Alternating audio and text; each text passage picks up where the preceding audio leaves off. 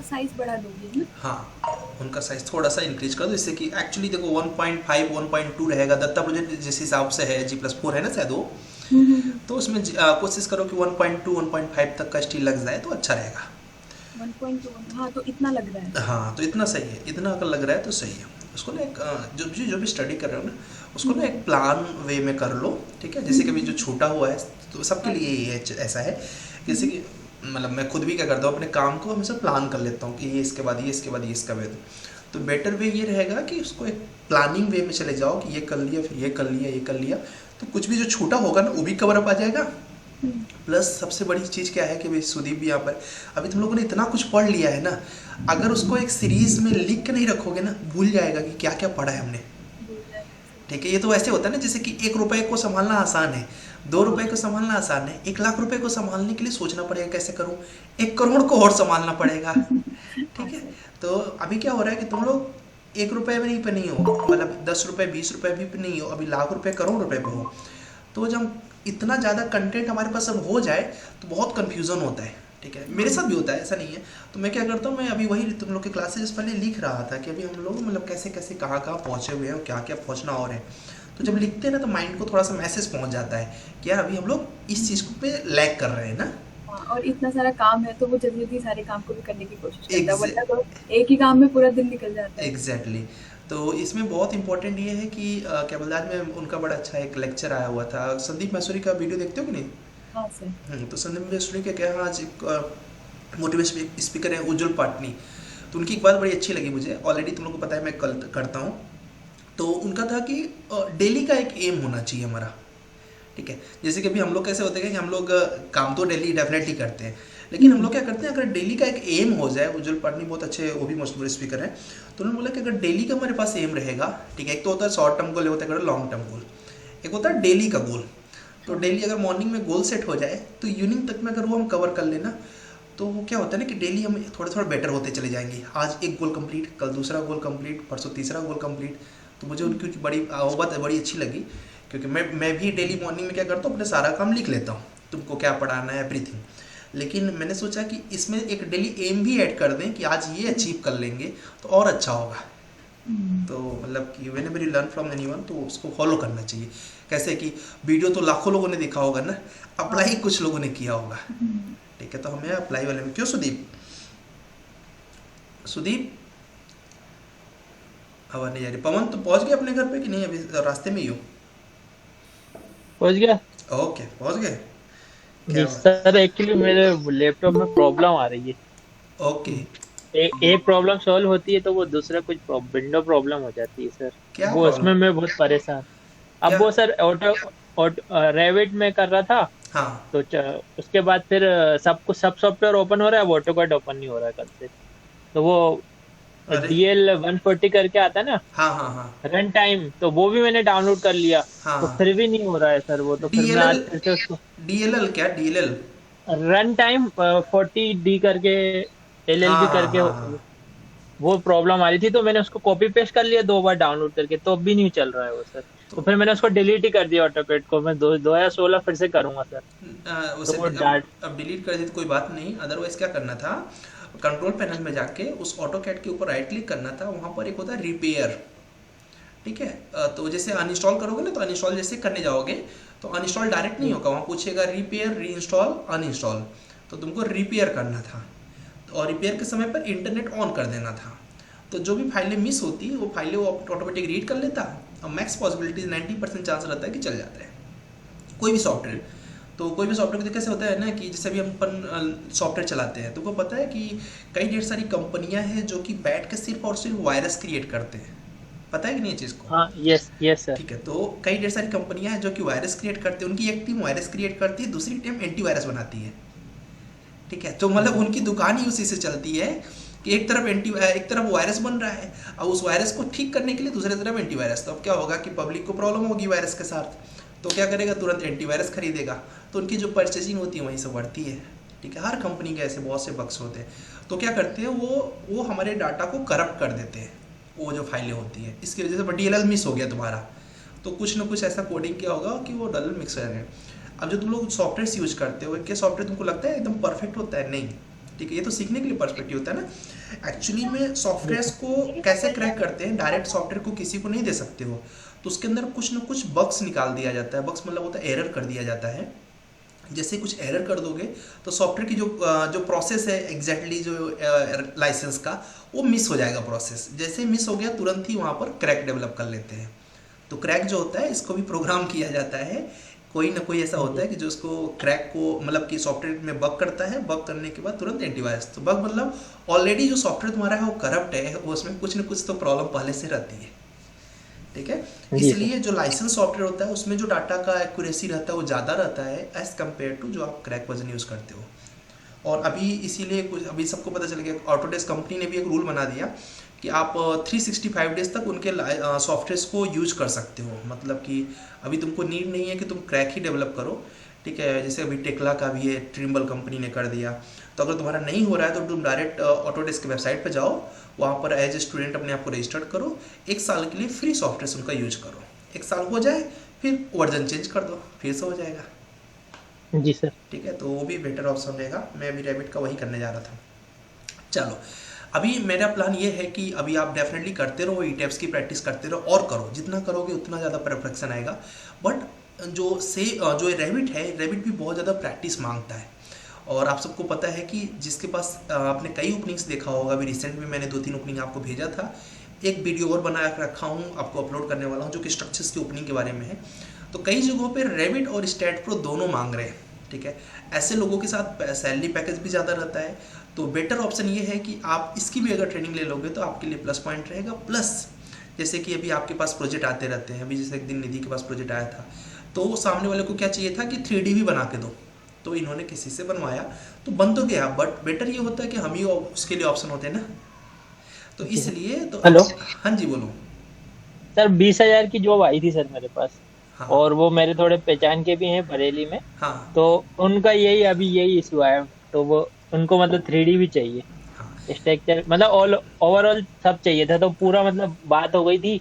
तो वो यही कह रहे थे कि फिर देखते हैं, अगर वो उनको नीड उनको होगी बोल दो केवल 10 दिन तो। चाहिए, 10 डेज।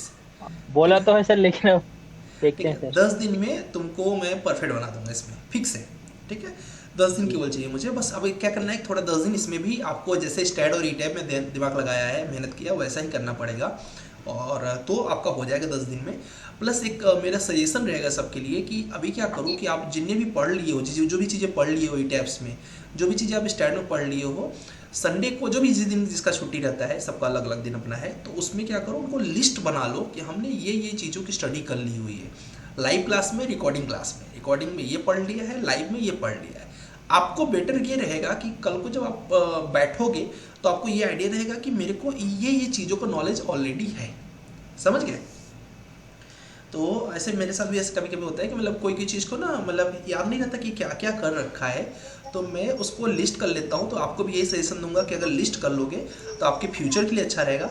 चलो, अभी हम लोग रैबिट के लिए, रैबिट एक्चुअली मैं नहीं पढ़ाऊंगा, मैं रैबिट के साथ बीम भी पढ़ाऊंगा। रैबिट तो ऑलरेडी आप क्लास से पढ़ लोगे, कुछ नहीं करना है आपको। रैबिट सॉफ्टवेयर लगभग सबने इंस्टॉल कर लिया होगा, नहीं किया है तो चाहे स्टूडेंट वर्जन चाहे कुछ भी कर लो, बस अपने को चाहिए सॉफ्टवेयर। सॉफ्टवेयर के साथ 2 लेक्चर्स वॉच करना, एक रेविट का आर्किटेक्चर 1 और एक रेविट आर्किटेक्चर का क्लास 1 क्लास 2। कुछ नहीं, सिंपल वॉल बनाना पढ़ाया हुआ है, इतना इजी लैंग्वेज में है, कैसे ही याद हो जाएगा तुमको।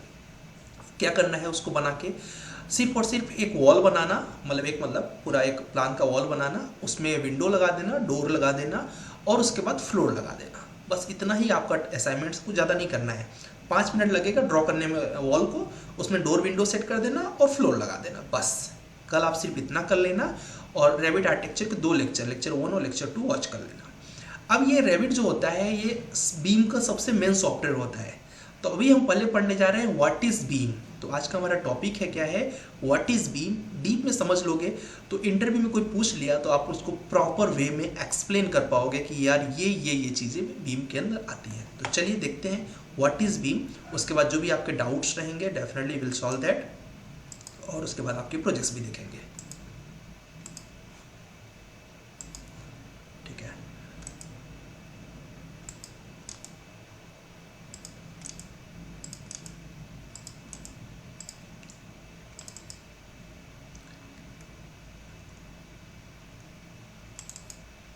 यहाँ पर एक रैबिट का डायग्राम लिया गया है। एक्चुअली रैबिट केवल एक सोर्स है, रैबिट केवल एक सॉफ्टवेयर है इसके अंदर, बट रैबिट सबसे मेन है, इसकी वजह से इसकी फ़ोटो यहाँ पर लगा दी गई है। अगर स्क्रीन नहीं दिखेगा तो बता देना, वैसे होप्स को दिख रही होगी। तो ऑटोडेस्क रैबिट हमारा प्रॉब्लम नहीं है, हमारा प्रॉब्लम स्किल डेवलपमेंट हम लोग देख रहे हैं, जिसमें हम लोग बीम की बातें करने वाले हैं आज।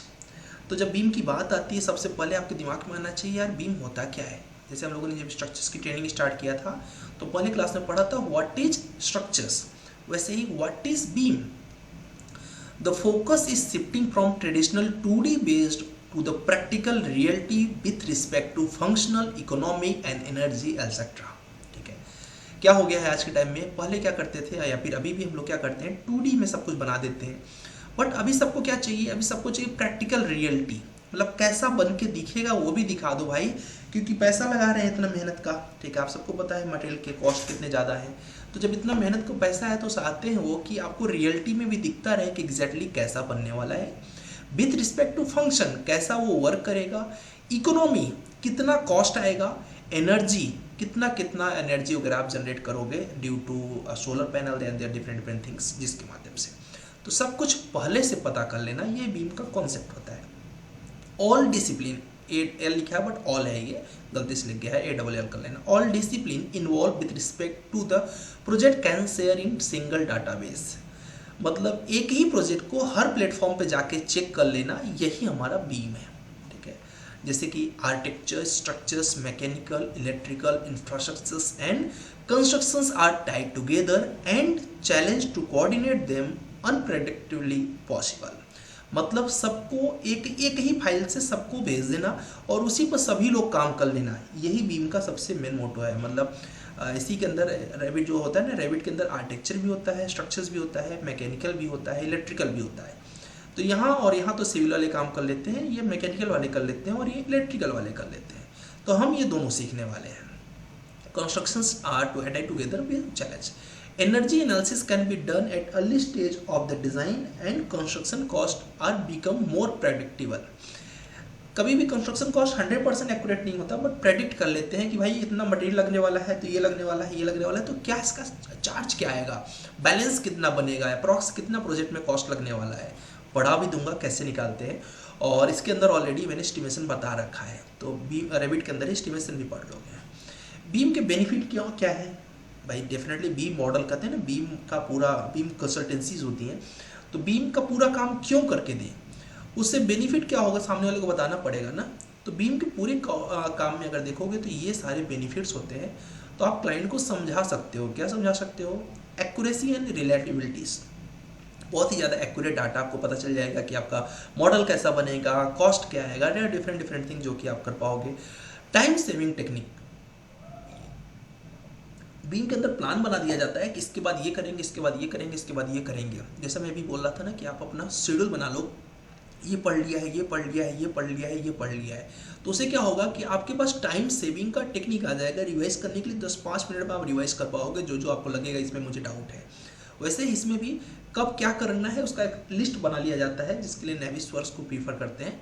कॉस्ट इफेक्टिव सोल्यूशंस, और जब किसी भी चीज़ को क्रमबद्ध करते हो तो उसमें पैसा बचता है। कोई भी चीज़ ऑर्गेनाइज करो, अगर उसको एक प्लान के अकॉर्डिंग करोगे तो आपका अच्छे से प्लान होगा, वेस्टेज ऑफ मनी नहीं जाएगा। देयर आर डिफरेंट मैटर्स जिससे हम सेव कर सकते हैं। इजी इन्फॉर्मेशन एक्सचेंज, बीएम के अंदर क्या रहता है कि आर्किटेक्चर वाली फाइल को डायरेक्ट स्ट्रक्चर से अटैच कर सकते हो, स्ट्रक्चर वाले को एमईपी वाले से, तो एक दूसरे से बड़े अच्छे से कन्वर्सेशन आसानी से हो जाता है। 3D प्रिंटिंग एंड मॉकअप्स, यहाँ पर प्रॉपर देख पाते हो कि एग्जैक्टली किस तरीके से आपका मॉडल दिखने वाला है, ठीक है, उसको आराम से उसका प्रिंट करके भी विजुलाइज कर सकते हो कि एग्जैक्टली किस तरीके से होगा। सिमुलेशंस मतलब होता है एनिमेट कर देना कि इसके बाद ये आएगा, इसके बाद ये आएगा, इसके बाद ये आएगा, वो सभी बीम के अंदर कर सकते हैं। इन्वेंट्री एंड एसेट मैनेजमेंट, इसमें प्रॉपर एक स्टोर बना सकते हैं कि जनवरी मंथ में इतना मटेरियल लगने वाला है, फरवरी में इतना लगने वाला है, मार्च में इतना, तो उसके हिसाब से ही मटेरियल को परचेस किया जाए ना। अगर साल भर का मटेरियल एक साथ खरीद लोगे तो आपको गोडाउन में स्टोर करना पड़ेगा, गोडाउन का कुछ रेंट होगा, प्लस कई चीज़ें ऐसी हैं जिनकी एक्सपायरी भी हो जाएगी, तो अगर डिफरेंट लॉस, तो आप एसेट मैनेजमेंट में अगर प्रॉपर प्लान कर लोगे तो जिस महीने में जितना रिक्वायर्ड है उतना ही आप परचेस करोगे। बीएमएस एंड स्केडा इंटीग्रेशंस, ये थोड़े से क्या बोलते हैं एमईपी के पार्ट होते हैं, जिसमें से आप फिक्स कर सकते हो कि बिल्डिंग में कहाँ लिफ्ट लगने वाली है, कहाँ पर क्या लगने वाला है, किस तरीके से वो वर्क करेगा और किस तरीके से सेंसर्स काम करेंगे, ये सब भी इंटीग्रेट कर सकते हो बीम के अंदर। और लास्ट में बिल्डिंग ऑपरेशन मैनेजमेंट, क्या एक्यूरेट चल रहा है, किसका मेंटेनेंस, लिफ्ट का भी एक टाइम पर मेंटेनेंस मांगता है, कैमरे को भी आपको देखना पड़ता है कि हार्ड डिस्क फुल हो गई है क्या, क्योंकि डेफिनेटली स्टोर हो रहे हैं रिकॉर्डिंग्स, तो कितना स्टोर हो रहा है, कहाँ शेप करना पड़ेगा, that all things we can do here. अब आप बोलोगे सर हमें कहाँ पर, मतलब अगर हमने खुद का बीम का ऑफिस खोला या फिर सपोज हम ऑल सोल्यूशन दे रहे हैं बिल्डिंग का, खुद की कंपनी या फिर किसी कंपनी में काम कर रहे हो, तो किस किस प्रोजेक्ट में बीम की रिक्वायरमेंट होती है। तो कोई भी रेसिडेंशियल बिल्डिंग है उसमें बीम का ज़रूरत पड़ेगा, कोई भी सर्विस प्लानिंग एंड मॉडलिंग है उसमें भी बीम का ज़रूरत पड़ेगा, क्लास व्यू मॉडलिंग देखना है इसमें भी पड़ेगा, स्ट्रक्चरल मॉडलिंग में भी पड़ेगा ज़रूरत बीम का, ऑफिस स्पेस इंटीरियर में भी बीम का ज़रूरत पड़ेगा, commercial interiors, residential interior, exterior, residential exterior, building exterior, ये सारे प्रोजेक्ट्स में बीम की रिक्वायरमेंट है। तो मतलब आपको कोई भी तरह का प्रोजेक्ट आप कर रहे हो तो आपको बीम अगर आपको आता है तो आपको बेनिफिट ही होगा। अच्छा जी, कैसे? अब रेसिडेंशियल बिल्डिंग कोई आपको दिया, आपने प्लान बना दिया, कॉलम का साइज भी डिफाइन कर दिया, बट उसको ना कॉन्फिडेंस नहीं आ रहा है कि आप कितना अच्छा बना के दोगे, आपका मुश्किल से 2 से 3 घंटा लगा और ऐसे एक मॉडल बना दिया। नाउ ही और सी विल बी कॉन्फिडेंट कि हाँ यार कुछ ऐसा बनने वाला है, चलो इस बंदे को प्रोजेक्ट दे देते हैं। जब तक आप 3D नहीं देते हो तब तक वो कॉन्फिडेंस में नहीं आ पाते, क्योंकि उनको प्लानिंग तो ज़्यादा समझ में आती नहीं है, जो आपने बता दिया थोड़ा बहुत उसके हिसाब से समझ गए। प्रॉपर समझ में कब आता है? जब उनको दिखा देते हो चीज़ों को। तो इसको जैसे दिखा है 3D विजुअलाइजेशन हो गया, नाउ वो फील कर रहा है कि हाँ यार हो जाएगा अच्छे से।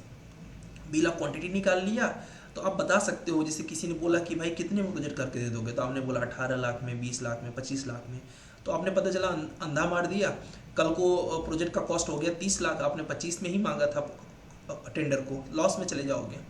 आपने मांग लिया 35 लाख, सामने वाला कोई और बंदा था उसने 25 में कर दिया, तो आपका प्रोजेक्ट भी आपके हाथ से चला जाएगा। तो उसके लिए आप टेंडर्स के लिए प्रॉपर बिल ऑफ क्वांटिटी निकाल के उसके हिसाब से कोटेशन दे सकते हो सामने वाले को, प्लस डॉक्यूमेंट बना सकते हो कि ऐसा प्रिंट करके एग्जैक्टली ऐसा ऐसा ऐसा दिखने वाला है। तो रेसिडेंशियल में भी बीम का काम होता है। रेसिडेंशियल में और भी कई सारी चीज़ें, बीम थोड़ा और डीप लेवल पे बीम के लेवल्स होते हैं, कितना लेवल का बीम करना चाह रहे हो। ये तो सबसे सिंपल लेवल हो गया बीम का, अभी आगे देखेंगे कैसे कैसे लेवल होता है। और थोड़ा डीप में कोई जानना चाहता है तो उसको बता सकते हो एनर्जी के बारे में, कितना सनलाइट आपके घर के अंदर एंट्री करेगी, कैसे ज़्यादा से ज़्यादा सनलाइट एंट्री करवा सकते हैं। 3D visualization, energy analysis, structural detailings, कितना कितना कॉलम में रेनफोर्समेंट लगेगा, बीम में रेनफोर्समेंट कितना लगेगा, सब कुछ 3D में करके दिखा सकते हो। बीम का मैक्सिमम काम 3D के अंदर डिपेंड करता है। तो जो कि रेबी स्ट्रक्चर्स में कर लोगे, BOQ निकाल सकते हो। प्री फैब्रिकेशन पहले से ही बना के आप दिखा दिए। कई चीज़ें ऐसी होंगी जैसे कि पैनल्स वगैरह जो है आप बाहर से डायरेक्ट बनवा के लाओगे, फटाफट पेस्ट करवा दोगे। अब ये सब तभी पॉसिबल है जब एक मॉडल आपके पास पहले से बना हुआ है, बस प्लेस करने की नीड है। ठीक है, अभी कई ढेर सारे आपने सुना होगा प्रीकास्ट कैसे ढेर सारे वॉल आते हैं, आप डायरेक्ट बाहर एक्सटीरियर डिज़ाइनिंग के लिए लगा सकते हो। किसी दिन टाइम लगा तो मैं आपको थोड़ा मटेरियल के बारे में भी पढ़ा दूंगा इसी में, जिससे कि जब आप डिज़ाइन करो तो अच्छे अच्छे मटेरियल भी यूज कर सको, जिससे सामने वाला ज़्यादा इम्प्रेस हो आपके काम से।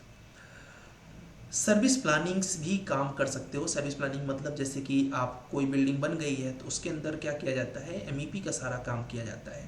तो MEP का सारा काम मतलब डक्ट किधर से जा रहा है, फायर फाइटिंग की पाइप कहाँ से जा रही है, इसके पॉइंट्स क्या क्या है, तो इनका सारा काम आप इनको दिखा सकते हो 3D में। प्लस आप सर्विस मांग सकते हो कि हम पूरा आपके जो MEP का वर्क है इसको टाइम टू टाइम मेंटेन करना पड़ता है, तो मेंटेनेंस का सारा काम आपका हम करके देंगे। तो उसके लिए भी आपको क्लैश पॉइंट चेकिंग पता करना पड़ेगा। क्लैश पॉइंट मतलब क्या होता है, ये पाइप आ रही है कहीं इस डक्ट से लड़ेगी तो नहीं, अगर लड़ गई तो क्लैश पॉइंट्स हो जाएंगे, आगे आप देखोगे। उसको सोल्यूशन क्या है, कैसे करें कि क्लैश पॉइंट ना बने। प्री फैब्रिकेशन पहले से ही बना के सब कुछ दिखा सकते हो। ये देखो क्लैश, ये पाइप जा रही थी और यहाँ पर कॉलम बीम आ गया। अब पहले से जिसने बीम का वर्क करा लिया होता उसको आइडिया रहता कि यार यहाँ से पाइप जाने वाली है, तो या तो क्या करता पाइप नीचे से लेके जाता, या फिर बीम का कुछ अल्टरनेट सोल्यूशन देखता। तो ये वो कर पाएगा जिसको नॉलेज है कि भाई यहाँ पर ये प्रॉब्लम आने वाली है। अभी देखो 1600 mm, अब इतना तो इंसान की हाइट हो जाएगी, अगर कोई इसके नीचे से जाएगा तो उसको प्रॉब्लम नहीं होगी। ठीक है। इस तरीके के प्रॉब्लम्स जो होती हैं ये देखो यहाँ पर, तो ये सब कुछ बीम के अंदर हम चेक कर पाते हैं कि ये सारे प्रॉब्लम ना हो। ठीक है, बीम में ही एक सॉफ्टवेयर आता है टेक्ला, जिसके अंदर प्रॉपर स्टील की मॉडलिंग कर सकते हो आप कि एग्जैक्टली क्या क्या लग रहा है और कैसे कैसे लग रहा है। तो आपका कनेक्शन कौन कौन से लग रहे हैं, यहाँ पर कॉलम स्प्लाइस लगे हैं तो कितने बोल्ट लगेंगे, कितनी थिकनेस की प्लेट लगेगी, सारी डिटेलिंग्स, जीए ड्राइंग, जनरल अरेंजमेंट ड्राइंग्स निकाल सकते हो, डिटेल ड्राइंग्स बना सकते हो, शॉप ड्राइंग क्रिएट कर सकते हो, स्टील स्ट्रक्चरल बीम मॉडल पूरा क्रिएट कर सकते हो। ये भी पूरा बीम के अंदर ही आता है। ऑफिस का इंटीरियर, अभी किसी ने बोला कि मुझे एक बढ़िया सा ऑफिस का लाइक कॉन्फ्रेंस हॉल बनवाना है, तो आप कितना ही उसको बोलते रहो कि मैं एकदम बेस्ट बना दूंगा, आपको प्रोजेक्ट नहीं देगा। अगर कोई एक पर्सन है जो ऐसे ऑफिस बना के दिखा देगा कि हम ऐसा बनाएंगे, उसको प्रोजेक्ट मिल जाएगा। क्यों? क्योंकि सामने वाले क्लाइंट को 2 लाइन खींचने से आइडिया नहीं लग पाता है, उसको लगता है 2 लाइन ही तो खींचा है, बट ऐसा 3D बनाने से वो कॉन्फिडेंट हो जाता है। ये कॉन्फिडेंट हो गया कॉन्फ्रेंस मीटिंग वगैरह के लिए, ये सब चीज़ों के लिए।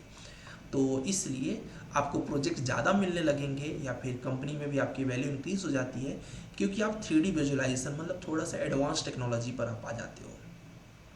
ठीक है, इसमें सबसे ज़्यादा यूज किसका होता है? रेविट का होता है, क्योंकि रेविट में आर्किटेक्चर, स्ट्रक्चर, एमईपी तीनों हो जाते हैं।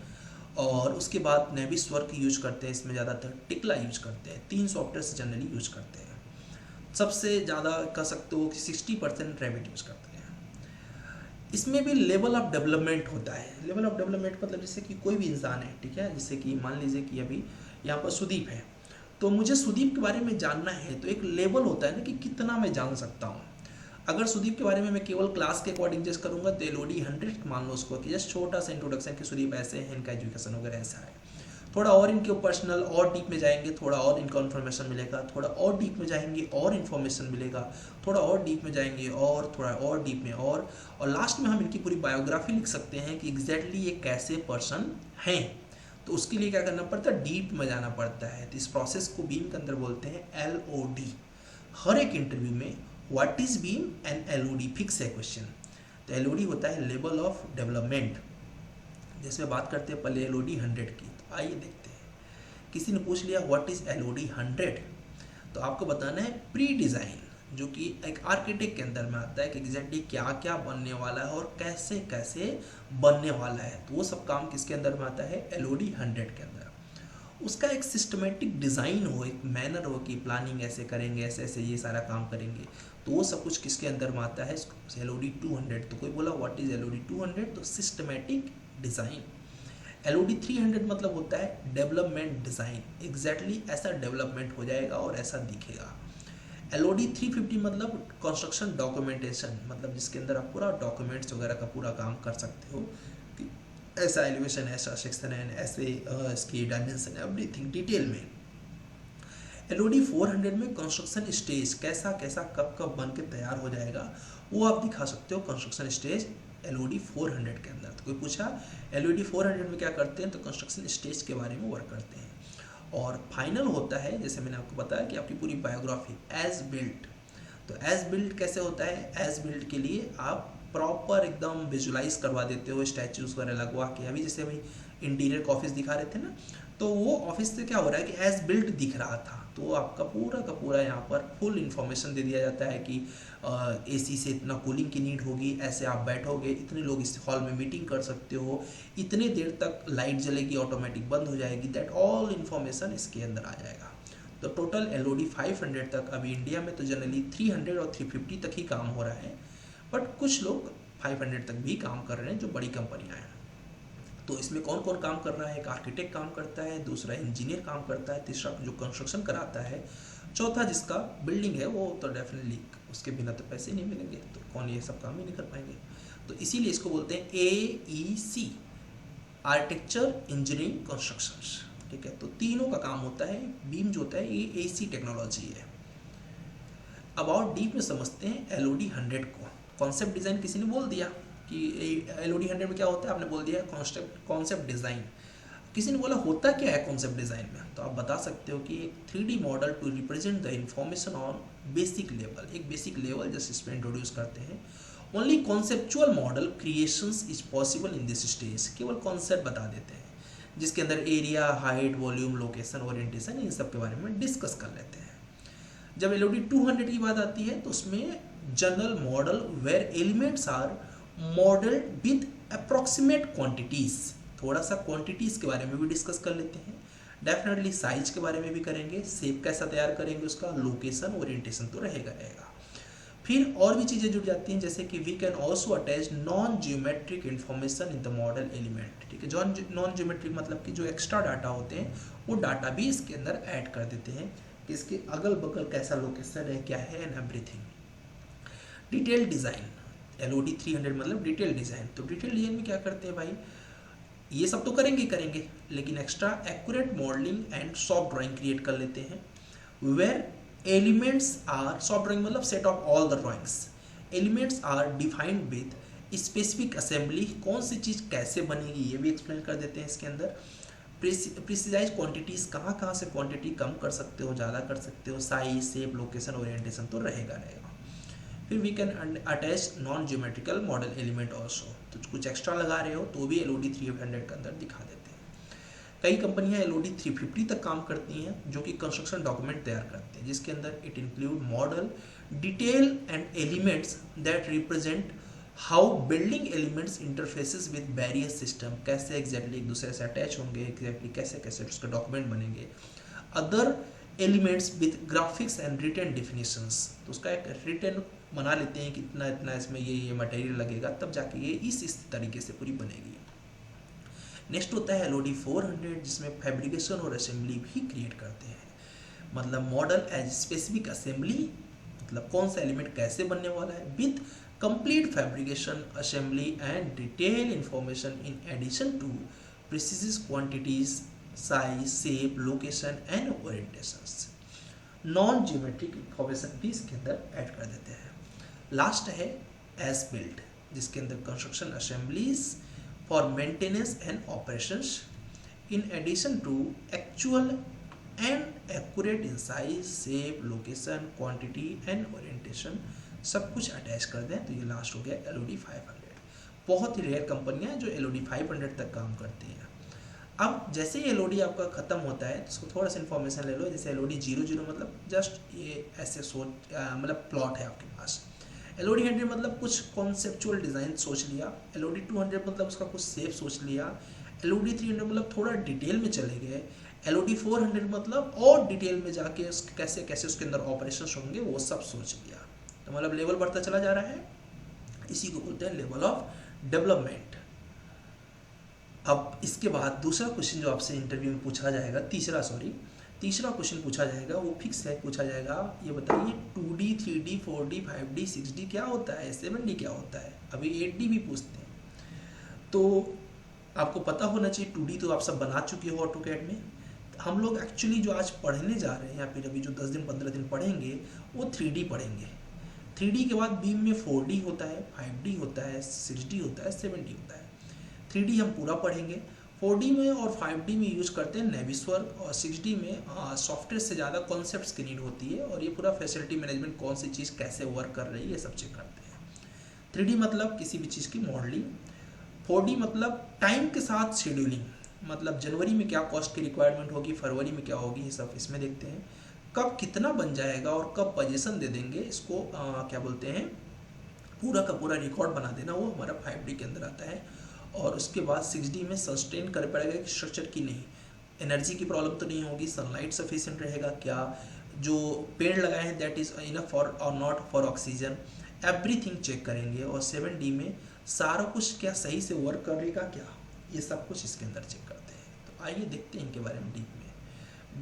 BIM 3D मतलब होता है model banana. BIM 3D is the integrated model having structural functional information of the project and its system. This information can be extracted by engineers, designer, contractor and other stakeholders who analyze and resolve the structural issues. सबसे ज़्यादा India में 3D पे ही काम होता है, ठीक है। तो यही हम लोग देखने जा रहे हैं। 4D में होता है time, the construction schedule to optimize the planning process and time management of the construction activities. कब कितना काम हो जाएगा उसके बारे में यहाँ पर देखते हैं। नेक्स्ट होता है BIM 5D 5D मतलब तो कॉस्टिंग, कब कितना कॉस्ट लगेगा वो हम लोग इसके अंदर देखते हैं। सस्टेन मतलब layout to tolerate according to minimize energy loss, कहाँ कहाँ एनर्जी लॉस हो रहा है, कैसे किसको बैलेंस कर सकते हैं, वो सब कुछ इसके अंदर देखते हैं। 7D में टेक्निकल डिटेल्स की काम कैसे कैसे होगा, कोई दिक्कत तो नहीं आएगी, कब कब ऑपरेशंस की नीड होगी, कब कब सर्विस करना पड़ेगा, एवरीथिंग इसके अंदर देखते हैं। तो ये देखिए आपका ट्रेडिशनल 2D मॉडल, और उसके बाद ये बनता है आपका 3D मॉडल। तो आपका कल का काम ही यही है कि एक जनरल 2D बनाना है। लेक्चर 1 और 2 जैसे ही वॉच करोगे आपको आइडिया लग जाएगा कैसे 2D बनता है, बहुत सिंपल है बनाना है। उसके बाद जैसे उसमें क्या बनाना, वॉल बना देना, डोर विंडो लगा देना, बस इतना ही करना है और कुछ नहीं करना, बस फ्लोर लगा देना लास्ट में। ये आपकी 2D ड्राइंग्स। अब इसको किसी को देना है तो अगर ऐसे आप बना दोगे थोड़ा सा उसका प्रेजेंटेशन बेस्ट हो जाएगा। तो ये देखो, इसको इंपोर्ट करके भी कर सकते हो, बट इंपोर्ट आगे पढ़ना, पहले अभी केवल और केवल ऐसे सीख लो कि बनाते कैसे हैं। तो जस्ट ऐसे करना, वॉल, इसके अंदर वॉल कट कर देना और उसके बाद वो डोर विंडो ऐसे लगा देना, बस अभी आपको इतना ही करना है। तो देखो ये प्लान को 3D में कन्वर्ट कर दिया, थोड़ा सा अच्छा दिखने लगा। फिलहाल और डिटेल में भी जाएंगे, बट अभी सिंपल सीखेंगे पहले। तो ये है जस्ट एक बीम का इंट्रोडक्शन कि बीम होता क्या है। तो अब आपको ऐसा नहीं बोल सकते हो कि मुझे बीम के बारे में कुछ नहीं पता है, क्योंकि अब आपको 2D 3D 4D 5D 6D 7D भी पता चल गया, और उसके साथ ही साथ LODs भी पता चल गए। ये दोनों क्वेश्चन फिक्स होता है। तीसरा क्वेश्चन होता है व्हाट इज़ बीम। तो अभी सब तो आपको पता चल गया किस तरह के प्रोजेक्ट, क्लास व्यू के प्रोजेक्ट ले सकते हो, स्ट्रक्चर स्टील स्ट्रक्चर की डिटेलिंग भी कर सकते हो, इंटीरियर का भी प्रोजेक्ट कर सकते हो, और उसके साथ रेसिडेंशियल बिल्डिंग का भी प्रोजेक्ट कर सकते हो, और उसके बाद इंटीरियर का भी प्रोजेक्ट कर सकते हो। ये सारे प्रोजेक्ट बीम के अंदर आ गए। बीम के बेनिफिट्स क्या हैं, आप अपने क्लाइंट्स को बता सकते हो कि ये बेनिफिट्स है बीम के। बीम होता क्या है, the focus to shifting the from traditional 2D based to the practical reality with respect to function, economy and energy etcetera. All discipline involve with project can share in single database. तो ये आपका क्या हो गया, beam हो गया। तो अब आपके लिए बीम एक थोड़ा सा यूजर फ्रेंडली हो गया, और होप सो थोड़ा बहुत क्लियर भी हो गया होगा। बट एक दिन में बीम क्लियर नहीं होता है, इसलिए अभी सिर्फ गो थ्रू हुए हैं और आगे भी चलेंगे। इसके अंदर बहुत सी कॉन्सेप्ट्स होते हैं। कोशिश यही करूँगा कि जितने कॉन्सेप्ट इंटरव्यू में नीड होते हैं उससे कहीं ज़्यादा ही हम पढ़ लें, कम ना पढ़ें। अब चलो देखते हैं कि आपके प्रोजेक्ट्स में किसी को कुछ दिक्कत आई क्या, फिर उसको डिस्कस करेंगे। कल आप बना के लाइएगा मॉडल, फिर आप खुद बताएंगे सर मुझे इस चीज़ में प्रॉब्लम आ रही है, तो मुझे अच्छा लगेगा कि चलो प्रॉब्लम को सॉल्व कर पा रहे हैं लोग।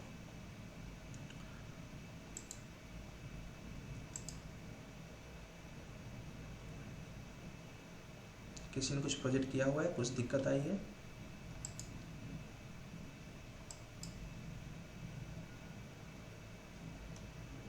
ठीक है, किसी को कोई दिक्कत नहीं है, फिर किसी ने प्रोजेक्ट ही नहीं किया, दिक्कत का सवाल ही नहीं है।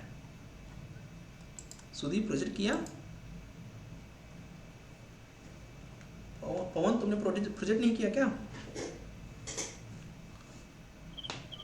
नहीं किया? हेलो हाँ, प्रोजेक्ट नहीं किया। सर, वो किया था सर, फिर वो प्रॉब्लम आ गई सर, बताया ना आपको अच्छा, इसीलिए मेरे को। पहले। लेकिन उसमें नहीं, उसमें प्रॉब्लम बहुत इसलिए वो प्रॉब्लम उसमें ये आ रही है सर, जो आपने जो बोला था हॉल रहना चाहिए बिना हाँ, कॉलम के, करेक्ट। तो प्रैक्टिकली बनता तो है, लेकिन ई टाइप में कैसे होगा सर वो पार्ट? वैसे ही तो उसमें बीच में बीम देनी पड़ेगी ना तो सर, बीम तो दोगे ना।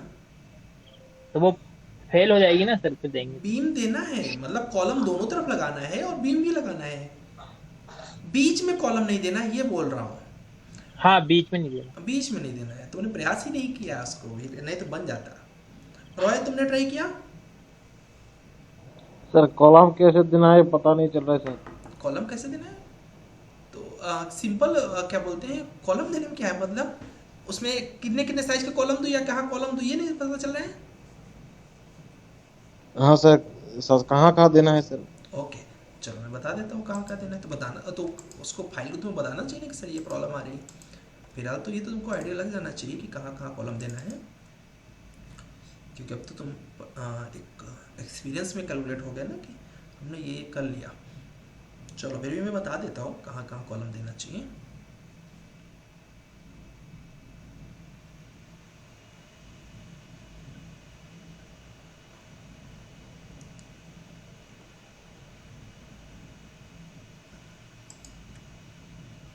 देखो लो, सिंपल है। कल आप बीम रैबिट का एक छोटा मॉडल तो बनाएंगे ही, लेकिन उसमें 15-20 मिनट तो लगेगा ही लगेगा, उससे ज़्यादा लगेगा नहीं। उसके बाद जो टाइम जाएगा वो टाइम इस पे स्पेंड करिएगा। तो अभी सिंपल है कि एक कॉलम तो आप सिंपल यहाँ पे दे सकते हो। अभी जिसमें थोड़ा बड़ा बड़ा बनाऊँ जिससे आपको दिखे कॉलम, ऐसा कलर ले लो जो दिखे। एक कॉलम यहाँ दे दिया, एक कॉलम आप यहाँ दे सकते हो, एक कॉलम यहाँ दे सकते हो, 3 कॉलम इधर दे दो। उसके बाद एक कॉलम जस्ट यहाँ पे दे दो जो कि इस चीज़ को कवर कर लेगा, और इसी के जस्ट सीध में एक कॉलम यहाँ पे दे दो, ठीक है, अंदर लेना। और एक कॉलम दे दो यहाँ पर जहाँ से ये स्टार्ट हो रहा है ड्रेसिंग रूम आपका, यहाँ जाएगा।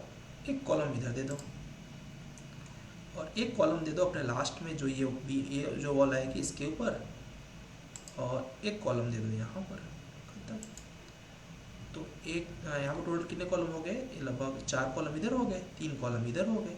तो डेफिनेटली एक कॉलम आप यहाँ पे भी दे दो, इसके सेंटर में एक, इसके सेंटर में एक, इसके सेंटर में, इधर कॉलम हो गए।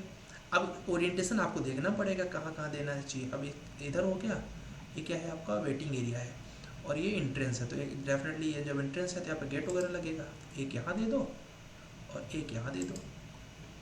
उसके बाद क्या है, ये है ऑडियो विजुअल रूम, तो इसमें डेफिनेटली बड़ा स्पेन हो रहा है। तो एक कॉलम यहाँ दे दो, एक कॉलम यहाँ दे दो,